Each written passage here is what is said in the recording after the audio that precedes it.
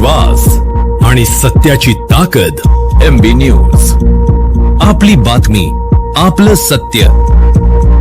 एका वर्षात मोदी सरकार कोसळणार अशी भविष्यवाणी करणारे काँग्रेस नेते राहुल गांधी आता राजकारणापेक्षा भविष्य सांगण्यात अधिक रमलेले दिसतात. स्वतःला आंतरराष्ट्रीय कीर्तीचे भविष्यकार बाबा वेंगा समजण्याचा हा प्रकार आहे. पंतप्रधान नरेंद्र मोदी यांच्या नेतृत्वातील केंद्र सरकार हे जनतेच्या भक्कम जनमतावर उभे आहे. मात्र जनतेचा कौल स्वीकारण्याची मानसिकता राहुल गांधी आणि काँग्रेसमध्ये आजही दिसत नाही. हेच खरे राजकीय दुर्दैव आहे.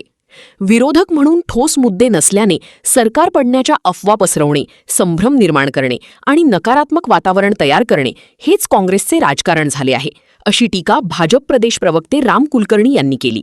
एका वर्षामध्ये मोदी सरकार कोसळणार अशा प्रकारची भविष्यवाणी काँग्रेस नेते राहुल गांधी यांनी आज केली.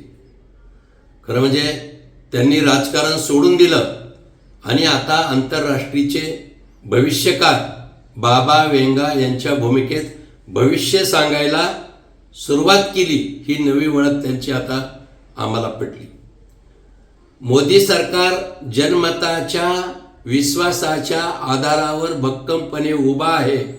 हा जनमताचा कौल अजूनही राहुल गांधी स्वीकारायला तयार नाहीत आणि म्हणून त्यांची मानसिकता राजकीय दृष्ट्या विकलांग झालेली आहे.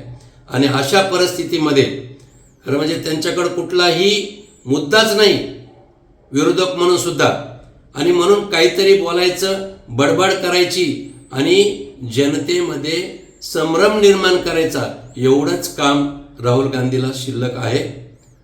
हे खरं आहे की ते आता काँग्रेस नेते राहिले नाहीत, तर एक भविष्यकार म्हणून ओळख देशासमोर आली, हे नक्की.